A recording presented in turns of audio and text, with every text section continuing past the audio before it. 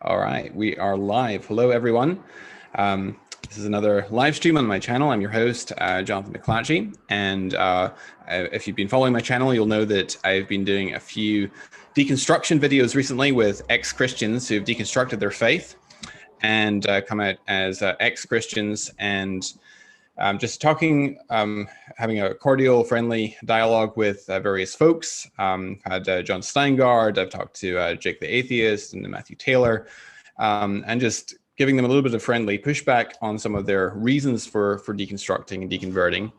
And another friend of mine that I've been in dialogue with for several months now, I think we got in contact back in 2020, if I'm not mistaken, called Michael. Reached out to me following my debate, if we can call it that, with Matt Dillahunty on the resurrection. And he at that time was an ex-Christian and was very much into Richard Carrier. We can perhaps get into a little bit of that later. And so naturally, I reached out to him since I'm doing this series of videos with deconverted Christians to ask him if he would be interested in potentially doing sharing his story with us and having conversations similar to the ones I've had previously. And he wrote back and basically said he'd love to have a chat, but doing a video on his deconstruction would no longer be so appropriate because he's now reconstructed and come back to Christianity. So I wanted to have Michael on the program to talk to him about the reasons, first of all, why he left, and then what persuaded him to come back. So thanks so much, Michael, for being on the program today. Yeah, thanks for giving me the opportunity to discuss my reasons for leaving and coming back. I appreciate it. Mm-hmm. Yeah, so do you want to maybe tell us a little bit about your story, maybe a little bit about your background as far as you're comfortable sharing, and maybe your what reasons initially led you to deconstructing your faith and becoming, I think you were identifying as an atheist. Mm-hmm.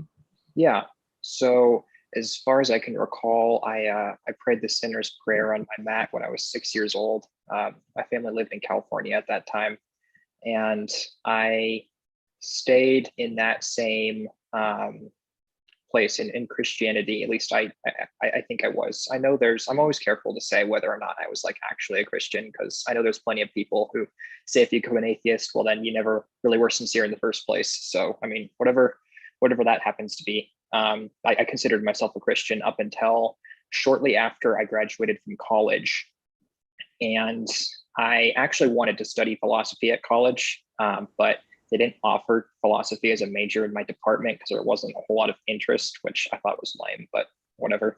But shortly after I graduated from college, I got into philosophy on my own for independent study. And I approached a couple of articles that were written by secular philosophers, and I realized that I didn't really have much in the way of knowledge of Christian apologetics or religious philosophy. And so I thought that it would make sense because I did major, my degree is in psychology. And so I knew a thing or two about biases and heuristics and cognition. And so I thought the reasonable thing to do would be to try and suspend judgment as best I could, and to be able to try and look at the evidence from both perspectives without having the theological commitment of, but if I choose the other way, then I'm going to hell kind of thing, because that's a bias like I've never seen before. So I thought that it would be good to suspend judgment and look at things from both perspectives. And that led to me eventually becoming, depending on the definition of atheist you use, pretty much anyone on the internet would probably have told me that I was an atheist back then, because all that means is you lack a belief in God. So I guess it depends on what definition you use. But there was a point where I eventually moved past that I'm just not convinced. And I eventually adopted I actively reject that proposition that God exists, which obviously entailed the rejection of Christianity and any other religion that would be included in theism. So that's kind of how I became an atheist. And I did that because I read, like you mentioned, I got into Richard Carrier and the mythicist movement, which, I now am slightly embarrassed to admit, but I mean, I feel like since I don't have any formal education in history or classics or anything, I feel like I have a bit of plausible deniability. So I'm just glad that I eventually realized the error of my ways. And I was also very, very much convinced I actually wrote a paper during one of my courses in college on the problem of evil. It was on its deductive form, but I followed up afterwards with research into the evidential problem of evil. And I found that to be very convincing as well. I thought there was a very rich, abundant amount of scholarship to be found in that specific area. And so those two combined arguments, the idea that Jesus didn't exist, therefore obviously Christianity had to be false, and that the existence of evil made the existence of God, at least in the sense that I understood the term God, to be less probable than not. And I think that was good enough for me to be an atheist in the more classical sense. Excellent. And what were some of the reasons that drew you into mythicism in particular? Okay, so one was when I first started looking into philosophy and becoming an atheist, I didn't know very much about many of the connections between the academic disciplines. Namely, I didn't know very much about probability theory. And so the very first, I guess, person that was skeptical of the resurrection that I came across that seemed to be extremely driven by probability theory was Richard Carrier. And that was a very novel idea that I didn't know about. And I thought it was super interesting that he had, I didn't even know what Bayes' theorem was. And he seemed to be very much interested in being able to quantify the probability of propositions in ancient history relative to Christianity and other religions. And so he introduced me to the idea that there's a mathematical basis for so many different disciplines and the propositions found within. And so I was very attracted by this. I read Proving History. I read all of it. And then I read the follow-up novel, book. What was it? On the historicity of Jesus Christ. I read that as well. And then I read Not the Impossible Faith. And that was after I read all of David Fitzgerald's books on mythicism. So by the time we met, I was eye deep in the literature, if you want to call it that. So yeah, just the idea that it was very novel. It was very distinct from what I'd been taught before. And I learned a lot, I think. I mean, I obviously had to follow up with more religiously neutral literature on probability theory and Bayes' theorem to really get the idea.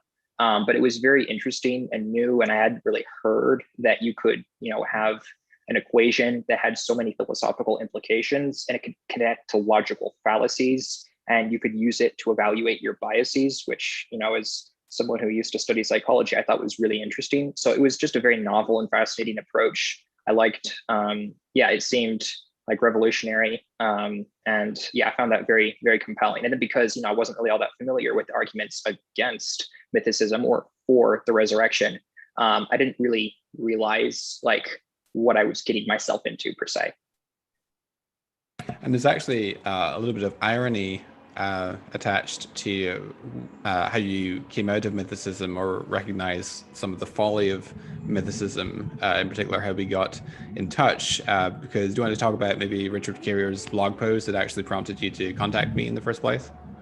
Yeah. So back when I was first thinking about mythicism, I'd read Richard Carrier obviously has a blog.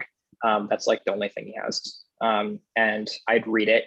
And one of the articles I really liked how he'd connect Bayes' theorem to unreasonable patterns for thinking, because that relates to what I happen to know a little bit more about than average in psychology. And so what he would say is testing is contrastive. You have to be able to look at other explanations before you can say that yours is the best. And you find that in Bayes' theorem. You don't just get to look at one, shiny theory and say, well, okay, that sounds right. I'm going to believe that now. And so he says, in order to be able to carry that out in your life, what you have to do is you have to contact people that are reasonable, sincere, and informed. And you have to be able to talk to them and look at their arguments to make sure that you're remaining as unbiased and as fair in your treatment of the evidence as you can. And so after I watched, I'm not sure if I was familiar with you prior to your debate with Matt Dillahunty, but after that interaction that you had, I saw on the video that I think, was it James on Modern Day, the forum that you had the debate on? He plugged your website and he said that you were willing to talk to skeptics if they reached out to you. And I was like, okay, well, this sounds like a good way to sort of practice what I think is true, because I actually think it's true. And I don't want to just do this because it sounds nice. So I reached out to you, and yeah, that's how we got in contact. Yeah. And unfortunately for Richard Carrier, that backfired a little bit for him, because we actually sat down and read some significant chunks from Carrier's book, and I think we also did a little bit of David Fitzgerald and a bit of Bob Price as well. And we looked up some of the primary sources that they were citing. And these arguments, when you don't actually look up the primary sources for yourself, they can be quite convincing. But when you actually go to the primary sources and read them for yourself, it's not as convincing as it was before you actually read the sources for themselves. So I'm sure my loss wasn't felt. I'm sorry? I'm sure my loss was not felt. I don't think he's too broken up over it. Yeah. But so do you want to maybe talk a little bit about your emotional journey as far as losing your faith and deconstructing? What was that like for you? Emotionally, there's probably not too much to say there. One of the reasons why I think it was pretty easy for me to suspend judgment, I think I hear a lot of other deconstruction stories and people are like in need of therapy or something afterwards because it was such a riveting experience and they had such strong emotions connected with their belief and it was so hard to give up. And there's benefits and drawbacks to my position. The benefits were that I don't really think it was all that difficult for me to leave precisely because I can't really identify an emotional attachment I had to the belief that was strong enough to outweigh my desire to try and be impartial and fair. So I didn't really, I didn't. And I think, I'm not sure how that would relate to like, depending on who you talk to, the idea of like perseverance, the saints or whatnot. But yeah, there just wasn't a whole lot of regret on my part. When I left, it seemed more and more clear to me after I delved into the philosophy and the scholarship that I had probably done the right thing. And that there wasn't, most of my friends that were Christians, because I graduated from a Christian school.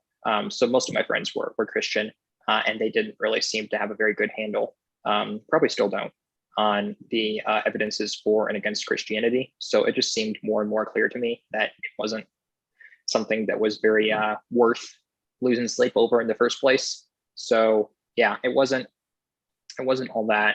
It was primarily intellectual for me. I don't see much in the way of like me getting upset or kind of reminiscing or getting nostalgic or whatnot. Sure. And was there a point along that journey where you weren't convinced at that point that Christianity was true, but you were beginning to perhaps lose sleep over whether it actually might in fact be true?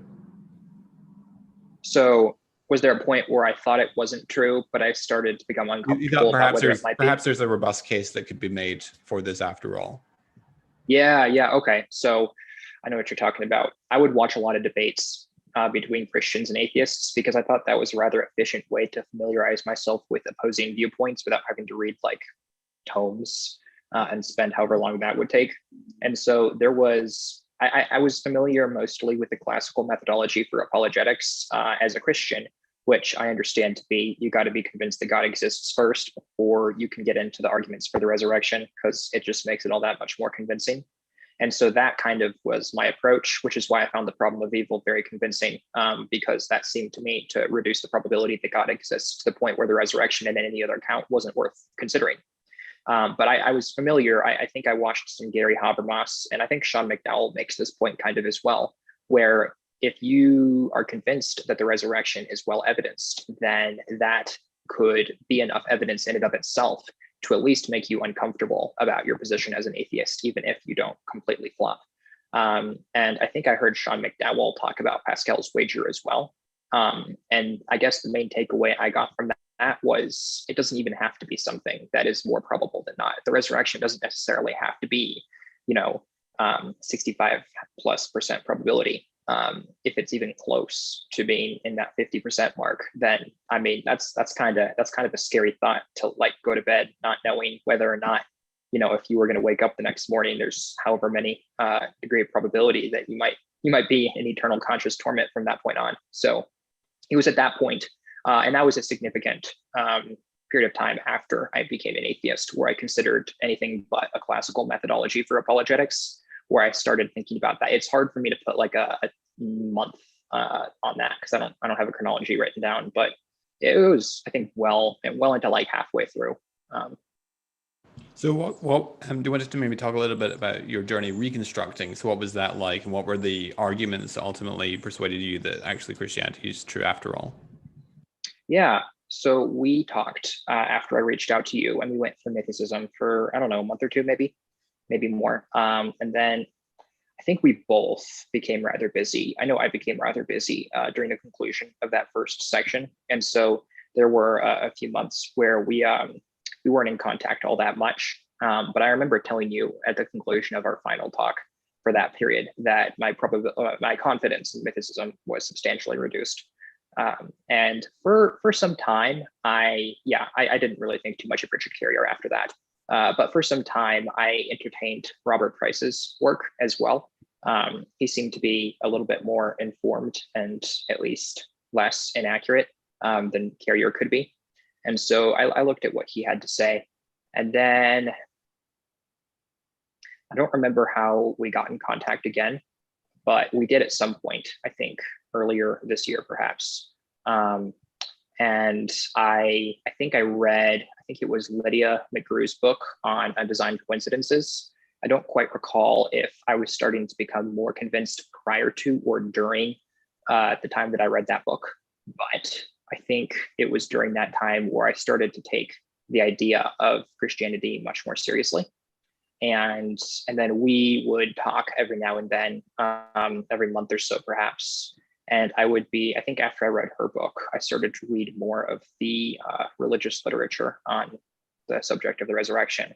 So I read Colin Humer's The Book of Acts and the Study of Hellenistic History, and portions of Craig Keener's two-volume work on miracles. That was especially important for me to be able to look at the philosophical objections from David Hume's perspective, as opposed to the historical objections that you'll see from historians or New Testament scholars.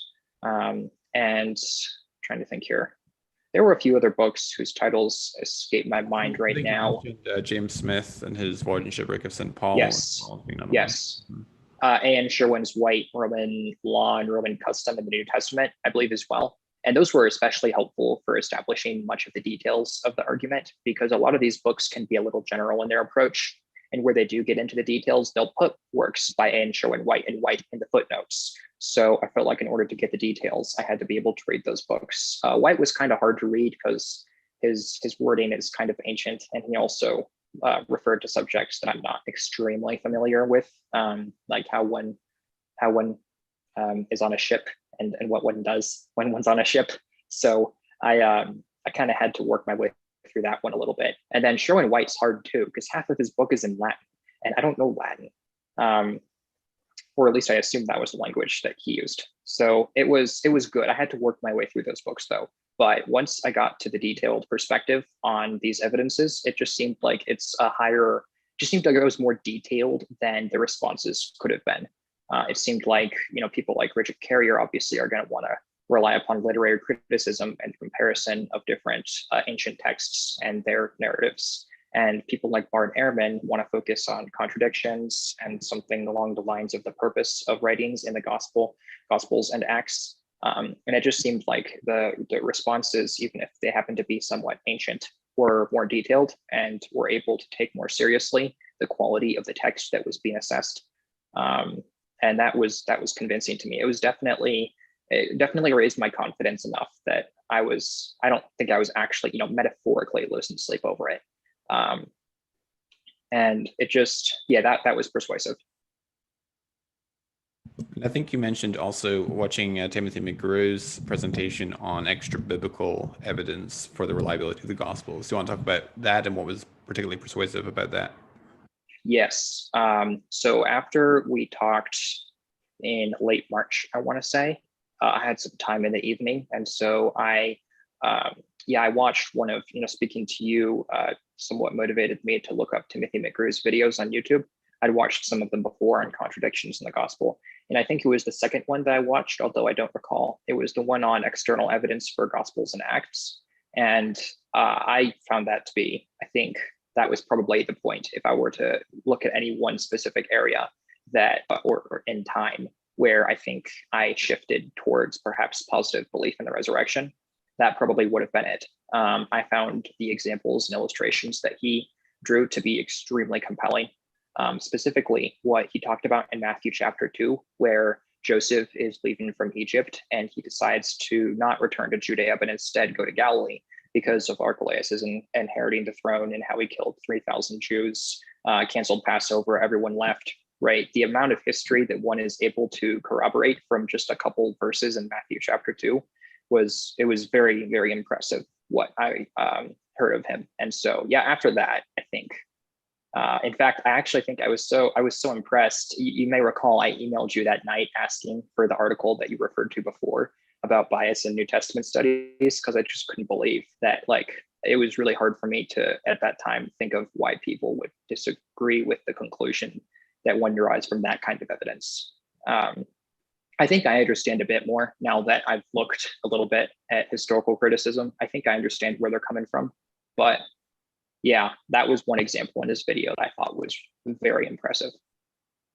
And typically, when I talk to skeptics, the common rejoinder to that sort of evidence, as far as the resurrection and the truth of Christianity more broadly goes, is that establishing mundane matters, there's no logical progression from establishing the veracity of mundane matters in the Gospels and Acts and establishing the miraculous aspects of the text. How would you respond or interact with that objection? I think by that point, I probably read Craig Keener's book on miracles.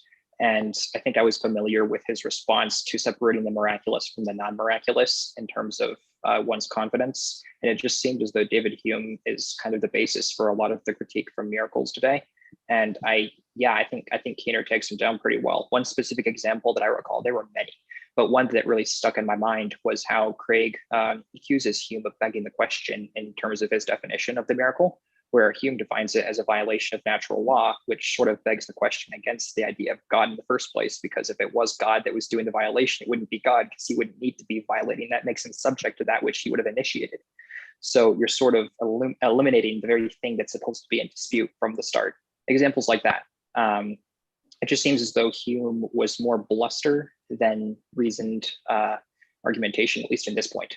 And then also, the idea that, when you establish trivial mundane things as true, I mean, that's supposed to be inductively a cumulative case for being able to trust things of a similar nature from the same author. And so the cumulative effect of that should be, if we can tell that he's right when we can check him, then, I mean, he's not supposed to be able to know what would have survived and what wouldn't have. And so the rational thing to do is to say, well, then he must be right when we can't check him either, or at least we're supposed to have our confidence raised that that's the case. So if you can, Colin Hemer has like 84 something different details that the author of Acts of the Apostles gets right. And if the consensus of scholarship is correct, and I happen to think it is, that whoever wrote Acts also wrote Luke, that's supposed to mean something for everything else he says that we can't check because we're 2,000 years removed and we don't have all of the manuscripts that would have been produced.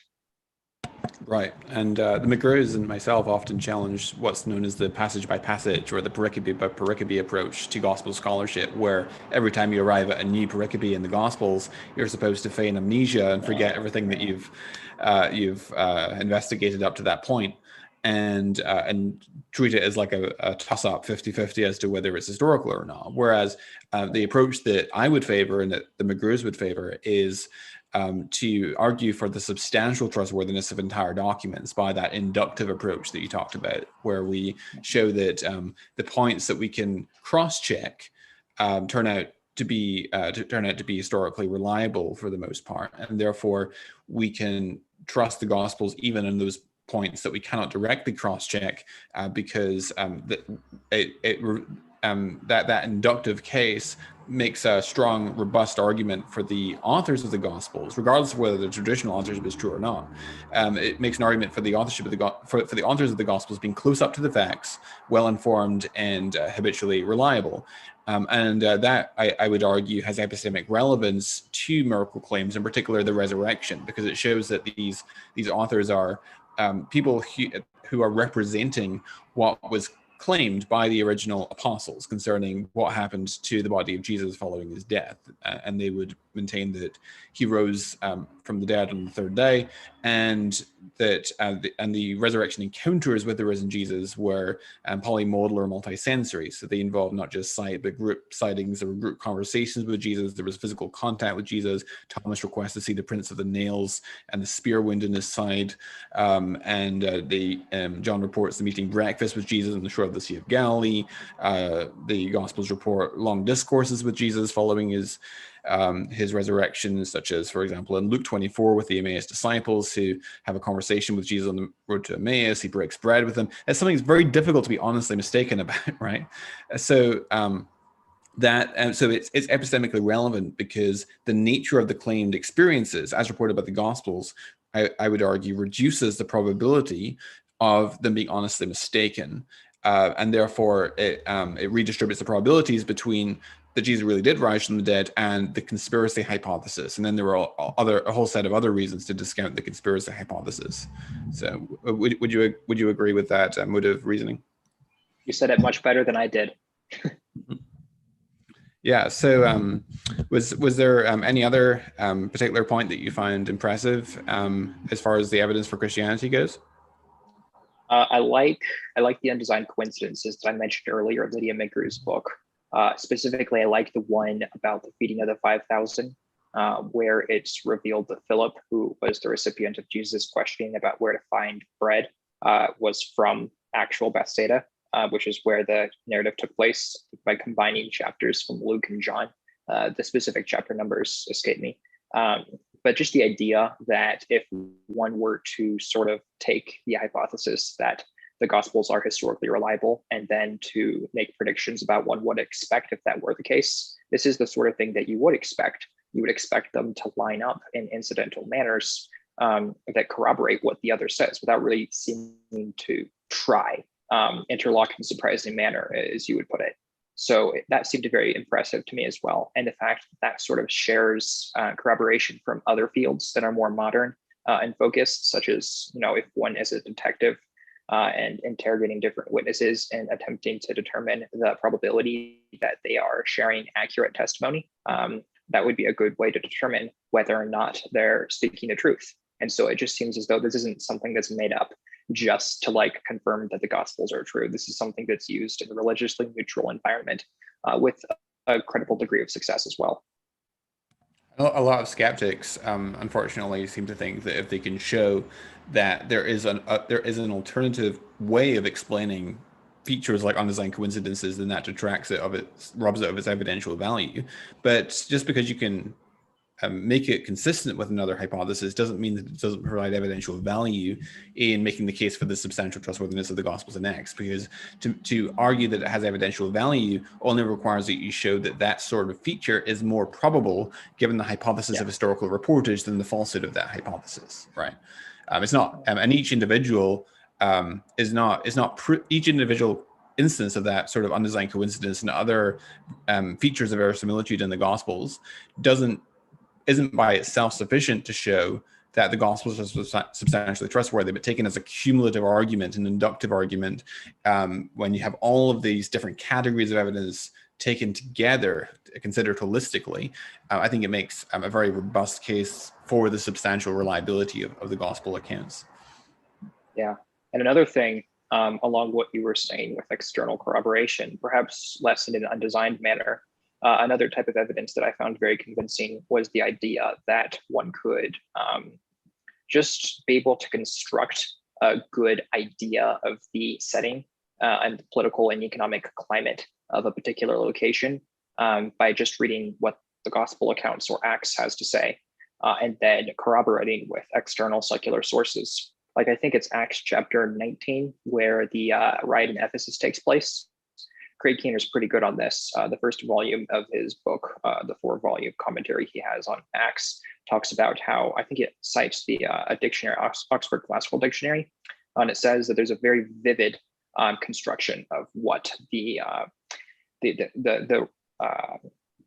our Artemis cult, that's it, Artemis cult in Ephesus, what that would have looked like 2,000 years ago, how there were multiple instances of where riots took place, in Acts chapter 19, where they have the crowd say something along the lines of, great is Artemis of Ephesians. That's very consistent and realistic with what one could understand from other sources. And I think the whole motivation that Demetrius had, the silversmith who sort of begins the riot before Paul's arrival, he talks about how they make a lot of income from building shrines for the temple and Artemis. And Craig Keener points out that during this period of time, there would have been a significant amount of economic concern for that city in that time. And so it would have made sense. The Acts description of the motivation for the whole ride in the first place is very consistent with what we understand from external sources. And that was very, very impressive to me. That sort of that level of historical detail. And then when you accumulate that, when you take into account other little historical details by Colin Hemer, I mean, you get an effect that I found to be extremely persuasive and overwhelming in its overall result. Yeah, absolutely. And in that particular passage that you mentioned, Acts 19, during the riot in Ephesus, it's interesting that the city clerk tells the crowd that there are proconsuls in the plural, because, and the proconsul, of course, as you know, is a Roman authority to whom one might take a complaint. And normally there would only be one proconsul. But why then does the city clerk tell the crowd there are proconsuls in the plural? Well, it turns out, if you read Tacitus, that at that particular time, there were actually two proconsuls because of the assassination of the previous proconsul, Silanus, by poisoning in the fall of AD 54. And so that then illuminates what's going on in the biblical text. And again, and just the casualness of that integration between Acts and Tacitus in that case, I think provides a powerful case that the author was close up to the facts, because when we're talking about the Book of Acts, to borrow an expression from Tim McGurr, it gets hard things right, it gets difficult things right. You know, we often think anachronistically and think that people back then could just go down to the local library or search on Google to find out these features, these historical reference points, but that was much more difficult to do back in the first century Palestine than it would be today. So we're not talking about things like who was the Roman emperor at the time, which everyone would have known, but really difficult things that is best explained by the authors being well informed. Also relating to Acts 19, since we're there, an interesting example of an undesigned coincidence in that text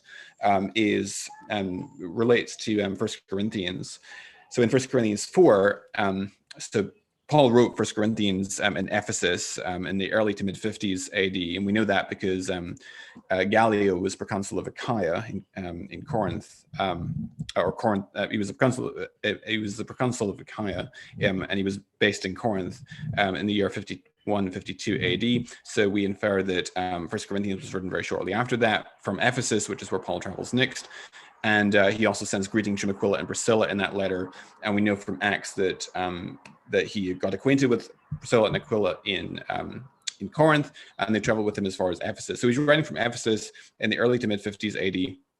And in 1 Corinthians 4, Paul mentions very incidentally, very casually, that's why I sent you Timothy, my faithful and beloved child in the Lord, to remind you of my ways in Christ.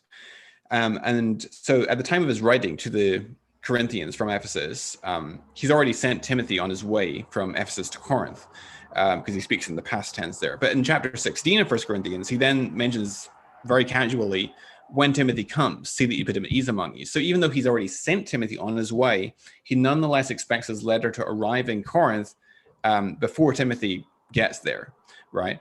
And so how do we make sense of this? Well, we'd infer, because Ephesus and Corinth are across the Aegean Sea from each other. So the most natural way to send a letter would be by boat from Ephesus in Asia Minor to Corinth, in what we now know as Greece and Achaia, by boat over the Aegean Sea.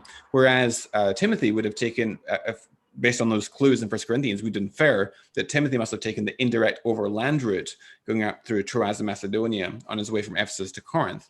And then when we turn to Acts 19, verse 21 and 22, we see that's exactly what happens. That so in Acts 19, verse 21 and 22, it says, and this is when they're in Ephesus, after these events, Paul resolved in the Spirit to pass through Macedonia and Achaia, remember that's where Corinth is, and go to Jerusalem, saying, after I've been there, I must also see Rome. And having sent into Macedonia two of his helpers, Timothy and Erastus, he himself stayed in Asia for a while. And so it doesn't even mention that Corinth is the destination of Timothy and Erastus. And it's also interesting, incidentally, that Erastus was the city treasurer of Corinth, right? So Timothy's traveling companion Erastus was the city treasurer of Corinth. We know that from Romans, because Romans was written from Corinth, and he mentions Erastus, the city treasurer, sends his greetings, Romans 16. And also in 2 Timothy, it mentions Erastus remained at Corinth. And also we have archaeological evidence for this very minor biblical character, because there's a pavement slab in Corinth, which actually says, has an inscription on it that says Erastus, the city treasurer, paid for this pavement at its own expense. So this very minor biblical character actually plays an important role in the early church, who actually we have archaeological evidence for. So it's just remarkable when you put it all together that just how real the story is and how informed the authors are. That is very interesting. I was only aware of some of what you said. So yeah, that's fascinating. I remember you had a webinar with Timothy McGrew a while back, where he contrasts, I'm not sure if he uses these terms, but he contrasts quantitative symmetry with, or is it qualitative symmetry with quantitative asymmetry? There you go. The idea that like, if we're supposed to take these supposed contradictions that skeptics like to tell us about as evidence against the historical reliability of the Gospels and Acts, then we should take examples of historical reliability as evidence for the veracity of the accounts. So the question isn't necessarily whether there's evidence for or against the accounts, it's what direction, I guess the weight that the different evidences carry, which gets into the asymmetrical side of things. And so it's very impressive, the cumulative weight of all these details that one can craft together depending upon the passage in question and depending upon the support of the evidence that has been presented prior. The cumulative weight is very, very persuasive to me. Absolutely. And what was interesting is that most of the categories of evidence bearing for and against Christianity, and by the way, it's okay for a Christian to concede that there is evidence that tends to disconfirm Christianity. There's a very popular misconception in our modern society where people assume that if you have any evidence going against your beliefs, then the rational thing to do is reject your beliefs. And that's, people think about evidence as this binary thing where it's all or nothing, where if a piece of evidence isn't sufficient by itself to confirm a proposition, it doesn't confirm the proposition at all. Or if, and then somewhat inconsistently, people think that if you have any evidence going against your proposition, then you need to ditch the proposition, and that's simply false. In fact, if anyone claims that there's no evidence either for or against any complex proposition, such as Christianity or evolution or whatever it happens to be, they just don't know what they're talking about, because there's always evidence for and against. The question is, where does the balance of evidence lie? And what's interesting about the case for Christianity is that in pretty much whichever category you look at, the evidence piece for piece that tends to confirm Christianity has greater evidential value than the equivalent counter evidences. So to take an example, and you already alluded to this example, in gospel scholarship, these points of confirmation of the gospel accounts, the undesigned coincidences, the extra biblical corroborations, and so forth, those are much stronger piece for piece in confirming the substantial trustworthiness of the gospels than, say, contradictions and discrepancies and variations would be in disconfirming. Because when you look at ancient works, which are generally and you look at works in particular that are understood by scholars to be generally trustworthy accounts, even modern accounts, we find discrepancies. We find variations in eyewitness memory. To take a modern example, when the Titanic sank 109 years ago, there were conflicting eyewitness reports about whether the ship broke in two. Some witnesses said it went down in one piece. Some witnesses said it broke in two. And of course, we discovered the wreck of the Titanic, I think, in the 1980s. And of course, the archaeological evidence at the bottom of the Atlantic indicated that, in fact, it did break in two, and the stern part of the ship imploded because it didn't fully flood on the way down, thus confirming the testimony that the Titanic, in fact, broke in two. But just because we have conflicting eyewitness testimonies doesn't mean that the Titanic didn't sink, and even doesn't even mean that those eyewitness reports are not substantially trustworthy and sincerely attempting to convey a truthful account of what actually happened that night on April 14, 1912. So likewise, when we're talking about the Gospels, when we find discrepancies between the accounts, which we shouldn't rule out a priori that we'll find such discrepancies or minor errors, especially good faith errors. When we find that sort of good faith error, it's given that we expect to find that in substantial trustworthy eyewitness testimony, it can't be a strong disconfirming evidence against that. Now, it would be much more serious if we could find cases where the authors had deliberately fabricated events in the Gospels, or whether they'd if they'd manufactured entire discourses, for example, or because if we have examples of deliberate distortions of fact, then we might wonder, okay, so what else have they been prepared to make up, right? But if they are shown to be substantially trustworthy and there are some minor errors here and there, as a result of variation in eyewitness memory or miscommunication or what have you, that doesn't detract significantly from that overall case. To take another category where I think this quantitative asymmetry applies, when take the argument from prophecy, for example, when we find specific instances of fulfilled prophecy that are improbable on the falsehood of inspiration, that is, I would argue, strong evidence comparative to the counter evidence in favor of the hypothesis of inspiration. Because let's say that you have an event that's predicted, and let's say that your base factor, that's the likelihood ratio, how probable is it given the hypothesis against how probable it is given the falsity of the hypothesis. Let's say that for the sake of argument that it's something like 1,000 to 1, right? But if you have another example where it seems that you have an unfulfilled instance of prophecy, but there are plausible alternative explanations for it. So, for instance, in Isaiah 19, when it talks about the Nile drying up, and it's a very classic example of a failed prophecy that's often brought up by skeptics, and the argument is, well, the Nile never dried up, so therefore it's a failed prophecy. The problem is that there's alternative interpretations of that particular text. So, for example, Alec Mottier, in his classic commentary of the book of Isaiah, he says, and he interprets that as using symbolic imagery, which Isaiah does elsewhere. Isaiah talks, for example, about the lion laying down with the lamb. In Isaiah 11, he talks about the people beating their swords into plowshares when the Messiah comes. So Isaiah does use that sort of metaphoric imagery. So perhaps he's using metaphoric imagery about the Nile drying up to talk about Egypt's economic decline, that it will be as though the Nile itself had dried up because the economy of Egypt will take such a hit.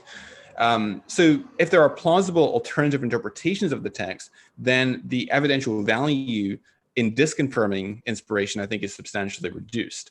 And so I would argue, and I have an article on my website where I show this and I go through the math, that piece for piece, the confirmed instances of predictive prophecy, especially when they are specific and improbable, is a much greater epistemic force than the equivalent counter evidences. Would you agree with that sort of analysis? I'm not exceptionally familiar with the evidence for the prophecies. I specifically focused more on the historical details of the accounts, but I think I agree with the direction their argument is going for. Sure. So yeah, in principle, I would agree with that. Yeah. Tim McGrew gives an analogy, which I think is quite helpful, that if we were to imagine that I'm sitting here and I see a spider crawling across the table in front of me, then that is very strong confirming evidence that somewhere in my apartment there is a spider, right? Mm-hmm. Whereas if I look in front of me and I don't see a spider, then that is not that is some evidence for the hypothesis that there's no spider in my there's no spider in my apartment, but it's much weaker it's much weaker disconfirmatory evidence for the hypothesis that there's a spider in my apartment than seeing one would, because if I see a spider in front of me, then it's enormously improbable that that evidence would exist, given that there's no spider in the apartment, because unless I'm hallucinating or something, which doesn't happen very often, it's very improbable. So, but on the other hand, if I don't see a spider, that itself is not particularly improbable. If there's a spider in my apartment, it's not hugely probable that if there's a spider in my apartment, I will see a spider in front of me, because there's many other places that the spider could be potentially. So that I think basically gives a good analogy for comprehending the concept of quantitative epistemic asymmetry. Yeah, the idea of absence of evidence is evidence of absence. depends upon whether or not you would expect to see the evidence in question, which relates to your analogy about the spiders, and whether or not. Yeah, I see where you're going with that. So for instance, if we take the hypothesis that somewhere in my apartment there's a T-Rex, well, the fact that I don't see a T-Rex is very significant, very good evidence that there's no T-Rex, because I would expect to see one if there was one. So it's much stronger disconfirming evidence. So that's basically how that works. What other sorts of evidence? What about evidence on the atheistic side? So you said that you were when you were a skeptic, you were impressed by the evidential problem of evil. What would you say to that problem now as a Christian? So there's a couple things. First of all, I just consider the evidence for the resurrection to sort of outrank the problem of evil on principle. As far as Pascal's wager goes, I would just rather bet on the side of on the evidence for the resurrection, even if the problem of evil seemed convincing and I didn't have an answer. I just would consider the evidence for the resurrection to just outrank the evidence for the problem of evil. But also very similarly to what we were just discussing, one of the responses to the problem of evil in its evidential form would be from skeptical theism, which relates quite strongly to your analogy about, if there being a T-Rex in your apartment, and if you better know about it, otherwise there's not very good evidence that it would be there in the first place. One of the responses to the problem of evil in its evidential form is that if there were an explanation, a morally sufficient explanation for the amount of evil, we may not be expected to be able to know that because we are not omniscient, and we would expect God to know that because he is omniscient. So the very fact that we do not at the present moment have a morally sufficient explanation for the amount of evil in the world does not mean there does not exist one. It just means that we don't know everything, and God does. So if you already have good evidence to suspect that the Christian God does exist, like I think the evidence from the resurrection provides, then I think you have a satisfactory explanation for the existence of seemingly gratuitous evil in the world. Yeah, and I think a lot of people tend to, and this is a point that Tim McGrew brings up, I think a lot of people tend to overestimate the evidential force of the problem of evil because they are thinking in terms that they're impressed by the numerous instances that we observe of evil, gratuitous evil in the world. And yes, as a Christian, we can admit, and I do, that the problem of evil does represent evidence that tends to disconfirm Christianity, and it's okay to admit that, right? We shouldn't. It's I think an intellectual virtue to be honest intellectually and to admit where you think that the other side has a good point. And so I think that the problem of evil is one of the best points that the other side has in making the case against theism. I do think, as I said, that it's easy to overestimate the evidential force of this. And that is because people tend to think about it in terms of the number of cases. But if you think about it this way, that let's say that we have the first instance of evil that we observe in the world. Let's say that it has a base factor of 100, meaning that it's 100 times more probable if atheism is true than if theism is true. And therefore, it has evidential force that's confirming of atheism. It doesn't follow that this second piece of evidence for evil that we observe in the world carries the same evidential force.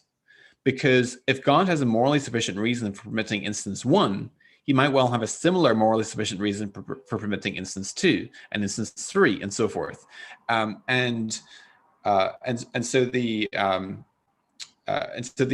evidential value of new pieces of evidence for evil in the world eventually gets very close to 1. It doesn't really add any more evidential force after a while, because a single explanation in principle could explain a lot of instances of evil and suffering that we observe. Whereas by contrast, with the case for Christianity, we not only have extensive evidence, but the evidences vary in category, they vary in kind. So one single explanation for the evidences for Christianity is not going to cut it as far as explanatory scope is concerned, because you need to explain not just, for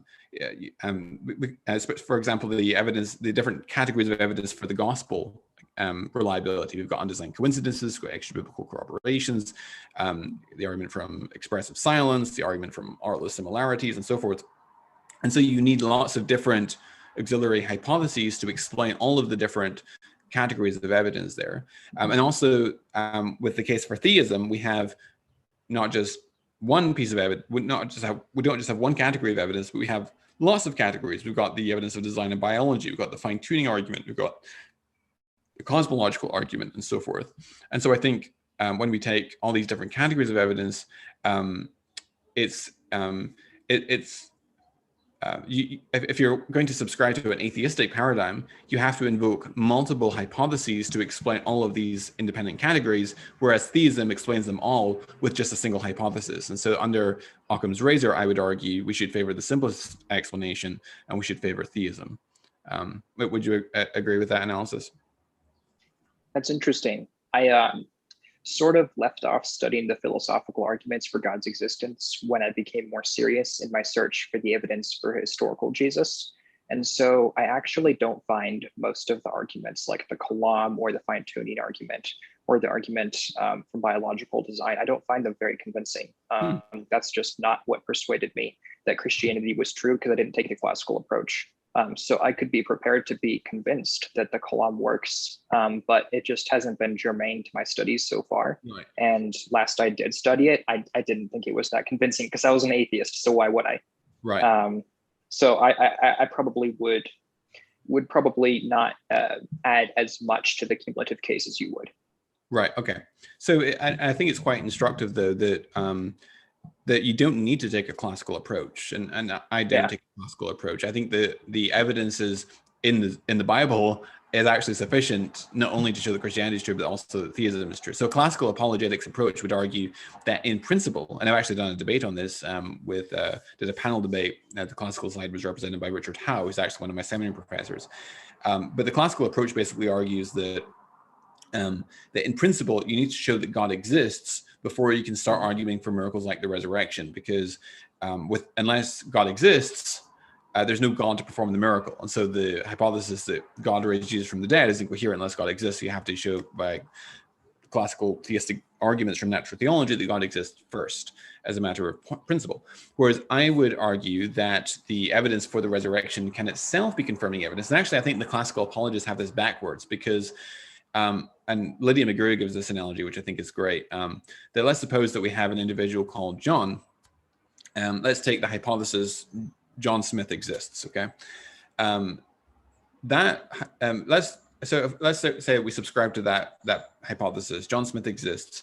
How much does that raise the prior probability that tomorrow I will receive an email from John Smith? A little bit, but not that much, right?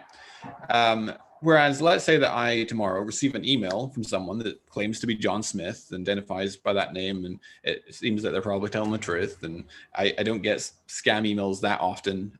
People generally, when they send me an email, turn out to be who they say they are. Okay, so that's pretty good evidence that someone called John Smith exists, right? So actually, I would argue that theism, the classical arguments from natural theology for the proposition of theism actually raise the probability of the resurrection only slightly, whereas the arguments that bear directly on the resurrection, I would argue, raise the prior probability of theism quite steeply, I would argue. Yes.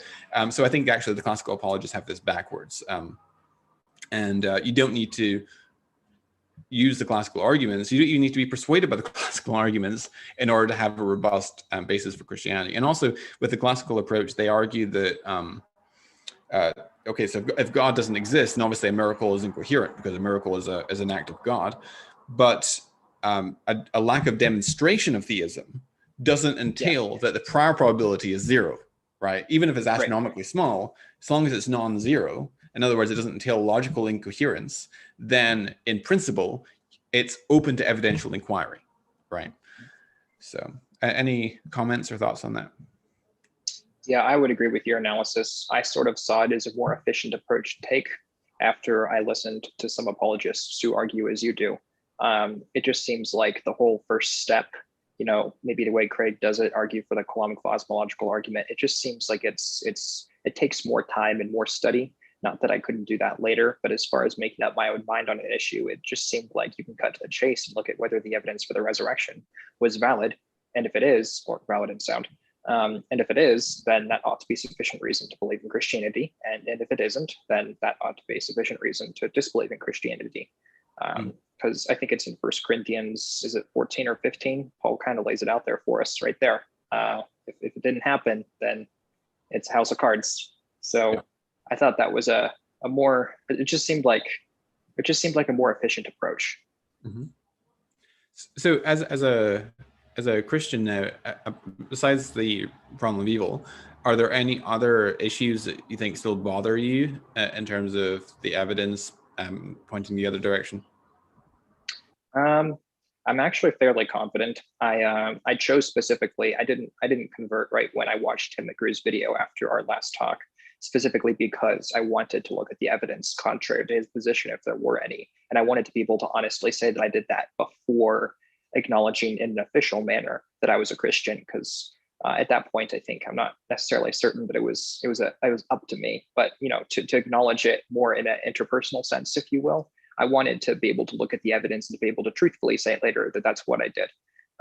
And so for those weeks, I'm not sure if more than a month was involved, I looked at the arguments contrary to the position that I saw outlined by you and by the McGrews. And yeah, I mean, you could probably chalk up the fact that I didn't think they were that convincing because I kind of already agreed with you guys. But at the same time, yeah, I think if you look at the evidence, we're all biased to some degree or another. But I think if there are tools and strategies you can use to reduce the amount of bias that you have. I know something of them, having studied psychology myself, and it just seems like if you attempt and successfully attempt to remain as impartial as you can, it just seems like the imbalance of the evidence is strongly in favor of Christianity, specifically the evidence for the historicity of the resurrection. And if that's true, then it just seems much more the rational thing to do is to believe in the truth of Christianity. So I don't really have a heck of a lot in the way of intellectual doubts about the truth of Christianity at this point. That may change in the future, but right now my confidence is very high. Mm-hmm. Sure. So in terms of issues that still bother me as a Christian, and yes, there are issues that still bother me. So for instance, the two main categories of evidence that bother me still are the early chapters of Genesis and the moral objections. So for instance, the Canaanite conquest, in particular, the infants that were slain. And on the latter, I personally think that in regards, so there's different categories of moral objection, but I think the most pronounced one is the order to kill babies in the Canaanite conquests. And my response there, I think it is problematic, and I think it is evidence that tends to disconfirm Christianity, although I don't think it's sufficient to overwhelm the positive confirming evidence. I think that there are three main routes that a Christian can go down. One is to argue that that we cannot present a moral critique of an omniscient being in the same way that it's similar to the trolley illustration, the trolley thought experiment, that an omniscient being who knows everything and knows the consequences of a particular action or non-action is in a better position to make moral judgments on whether killing innocent people is okay. And so that's one approach, is to say that it's not always morally wrong to kill innocent people. And philosophers, I think, are divided as to whether that holds or not. I know the McGrews don't find that persuasive and think that it is always wrong to kill innocent people. So that objection depends on where you go with that particular philosophy, moral philosophy. Another approach is to argue that the accounts are misreported somehow, and that there's an errors in the account that is overstated, that there weren't actually babies that were killed, and that would be a blow to inerrancy, of course, and which some people might not be comfortable with. But I think that it's An inerrancy is an all or nothing proposition. So once you find one error in scripture, then a second error doesn't reduce the probability of Christianity, I think, that significantly.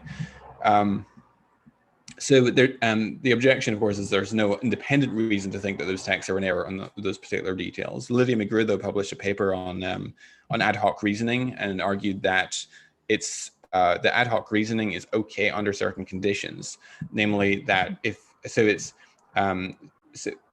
only so she argues that it's only there's a bad form of ad hocness and what she calls a benign form of ad hocness.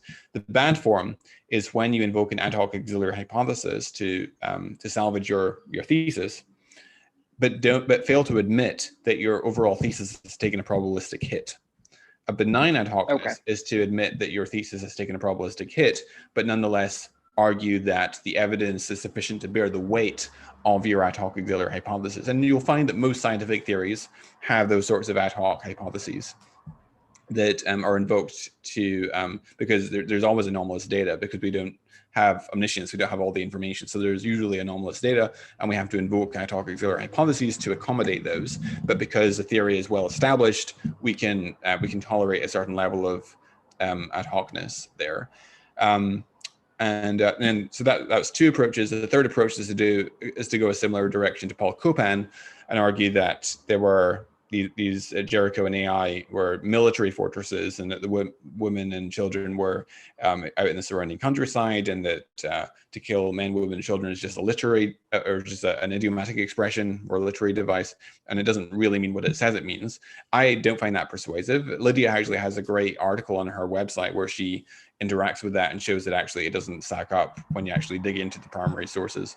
I tend to agree with her analysis. So I think that one of the first two approaches is probably the way to go, but I do acknowledge that it's a problem. But I don't think that it's a problem that is grave enough to overwhelm the positive evidence. And then the other issue that I find difficult is the early chapters of Genesis, though. Again, I think that, and so those that argue for the young Earth interpretation of Genesis tend to argue from the fact that the young Earth reading seems to be the most face value reading of the text, which I actually grant. I think that it's the most face value reading of the text. I challenge, though, whether the most face value reading of the text is always the view that should be preferred. So I argued that if we have sufficient reason to think Christianity is true, then that provides us with some reason to let me back up a little bit. So if we have overwhelming evidence that the Earth is very ancient, and we also have very overwhelming evidence that Christianity is true, then we need to assess, okay, so which have we misevaluated? Have we misevaluated our interpretation of the text? Have we of Genesis? Have we misinterpreted our evaluation of the evidence for Christianity? Or have we misevaluated our evidence for the age of the Earth? And I think that the evidence for the age of the Earth scientifically is very, very compelling. And I also think that the evidence for Christianity is very compelling. And I think that the least improbable of those three is that we've misevaluated our interpretation of the text. And I have a series of articles on my website where I interact with the scholarship on those texts, and I argue that although in my assessment, the young Earth interpretation is the most face value reading, it's not so face value that it's not probable that it's probably the least improbable hypothesis that we simply misread the Genesis text, and there's plausible alternative explanations which do not commit one to a young Earth reading. Any comments on any of that? That's very interesting. I definitely did not appreciate the variety of young Earth voices, and becoming a Christian, having to associate with those, because I agree with you that the evidence for an old Earth is very strong. And I would actually take it a step further. I happen to think that the neo-Darwinian synthesis of evolutionary theory is true as well. So I would go even farther than the traditional old Earth interpretation. But even if it just seems like these are secondary issues to the truth of the resurrection. Like if the resurrection happened, then this is all, it's not irrelevant, it's interesting, and I enjoy researching these topics, but it's not going to change my mind about whether Christianity is true or not. it's still more rational than not to believe that Christianity is true if Jesus rose. So it's an interesting topic, and I enjoy delving into these issues, but it's not going to change my mind. Right. And even if we suppose that there is certain legendary embellishment in the first 11 chapters of Genesis. For Yeah, instance, let's say that the Genesis 6 flood is based on a real event, a regional event, but it was subject to legendary accretion or embellishment, which I think is probably worst case scenario as far as the evidence goes at the moment. Then that doesn't that again is of much, although it is of some evidential value in disconfirming Christianity. I don't think it's of sufficient evidential value to overturn the positive confirmatory case, which seems to me to be quite overwhelming. Um, definitely. so, um, anything else that you want to talk about before we wrap up here? Not that I can think of. I think we covered everything that I had in mind. Mm-hmm. Great. Folks, thanks for tuning in, and be sure to hit the subscribe button and also hit the notification bell so that you'll get notifications when we do future uploads. And I'll sign off the live stream here, but I will see you guys in a future live stream. I hope to do more of these in the coming weeks. And thanks also to Michael for coming on and sharing his story with us. Okay. Good night. Signing off here.